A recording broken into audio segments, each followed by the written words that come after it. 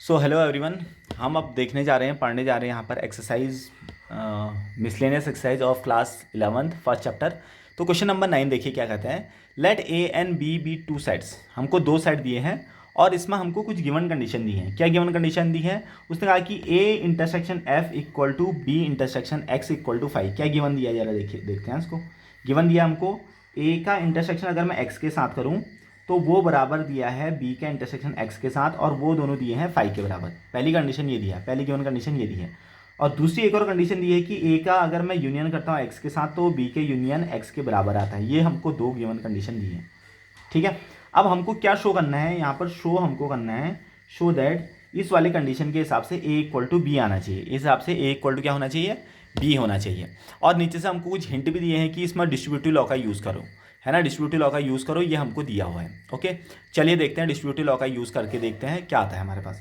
तो इसको हमने अब प्रूव करना है। देखिए प्रूफ क्या होगा। टू प्रूव, देखिए हमारे पास जो पहला डिस्ट्रीब्यूटिव लॉ है, चलो इसका ही यूज़ करते हैं। A equal to A union A intersection A union X, है ना। ये हमको गिवन है, यानी कि हिंट है हमारे पास, इसका हम यूज़ कर सकते हैं इस डिस्ट्रीब्यूटिव लॉ का। तो देखिए क्या करेंगे अब क्योंकि यहाँ पर देखो ये हमको नीचे दिया हुआ था और इसका डिस्ट्रीब्यूशन क्या होता है मैंने आपको बहुत बार बता दिया है कि पहले इंटरसेक्शन इस ए के साथ जाएगा, पहले ये इंटरसेक्शन इस ए के साथ जाएगा, फिर इंटरसेक्शन एक्स के साथ जाएगा। ऐसा हमने पढ़ा है, बट अभी हमने डायरेक्टली ये चीज़ नहीं करनी है। मैं क्या करूँगा, जो हमको यहाँ पर गिवन चीज़ है ना उसके हेल्प लूँगा। ए इंटरसेक्शन किया मैंने, ए यूनियन एक्स को क्या मैं बी यूनियन एक्स कह सकता हूँ? बिल्कुल कह सकता हूँ, गिवन कंडीशन के हिसाब से। गिवन कंडीशन के हिसाब से मैंने ए यूनियन एक्स को क्या लिख दिया? बी यूनियन एक्स लिख दिया। ओके, कोई फर्क नहीं पड़ेगा क्योंकि मैंने रिप्लेस ही तो करना है गिवन से। अब लगाते हैं डिस्ट्रीब्यूटिव लॉ। अब लगाएंगे डिस्ट्रीब्यूटिव लॉ। देखिए क्या होगा। पहले ए का इंटरसेक्शन जाएगा बी के साथ, फिर बीच में आएगा यूनियन, फिर ए का इंटरसेक्शन जाएगा एक्स के साथ, है ना। ये हमने यहाँ पर गिवन की हेल्प से निकाल लिया है। चलिए अब देखते हैं। अब ए इंटरसेक्शन बी जो हमारे पास है, इसका यूनियन, अब देखो ए इंटरसेक्शन एक्स हमारे पास यहाँ पर है, वो बी इंटरसेक्शन एक्स के बराबर भी है, लेकिन हम अभी इसका यूज़ नहीं करेंगे। हम इसकी जगह पर रखेंगे 5, है ना। ए इंटरसेक्शन एक्स की जगह पर क्या रखेंगे? 5, क्योंकि वो भी तो गिवन है, A intersection X equal to 5। तो हमारे पास अल्टीमेट रिजल्ट क्या गया? अगर हम 5 के साथ किसी का यूनियन करते हैं तो 5 काम का ही नहीं होता है। एग्जाम्पल के लिए एक सेट है 1 2 3 और बी सेट है 5। अगर मैं दोनों का यूनियन करूँ ए यूनियन बी तो 1 2 3 ही तो आएगा, यानी कि 5 गायब हो जाता है यूनियन में। तो कुल मिला के हमारे पास ए इंटरसेक्शन बी ही आ जाएगा। ए इक्वल टू क्या आ गया? A intersection B. इसको कह लेते हैं कंडीशन फर्स्ट, इक्वेशन फर्स्ट कह लेते हैं, है ना। अब हम जो दूसरी यहाँ पर हमको गिवन कंडीशन दी थी डिस्ट्रीब्यूटिव लॉ, हम खुद भी यूज़ कर सकते थे उसको अगर हिंट नहीं दिया तो। वो क्या दिया देखो, वो हमको दिया है B equal to B intersection A union B union X, ये हमको दिया है ना। ये हमको डिस्ट्रीब्यूटिव लॉ दिया है।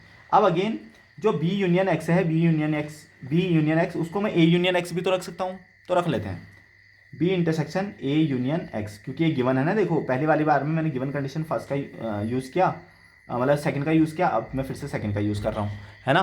तो अब यहाँ पर मैंने क्या किया देखो, यहाँ पर बी यूनियन एक्स की जगह पर मैंने ए यूनियन एक्स रखा। अब हम लगाएंगे डिस्ट्रीब्यूटिव लॉ। तो डिस्ट्रीब्यूटिव लॉ क्या कहता है? पहले ये इंटरसेक्शन जाएगा ए के साथ, फिर बीच में आ जाएगा ये वाला यूनियन, फिर बी का इंटरसेक्शन जाएगा दूसरे एक्स के साथ, फिर अगेन हम यूज़ करेंगे बी इंटरसेक्शन हमारे पास क्या है? बी इंटरसेक्शन एक्स हमारे पास क्या दिया है? 5।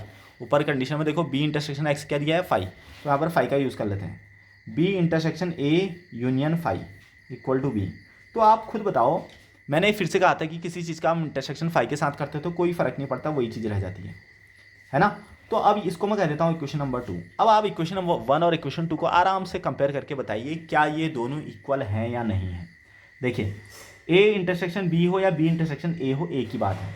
तो इन दोनों को, ये दोनों हमारे पास चीज़ें सेम है, इसका मतलब ए और बी भी हमारे पास क्या आ गए? इक्वल। तो हम क्या कर सकते हैं?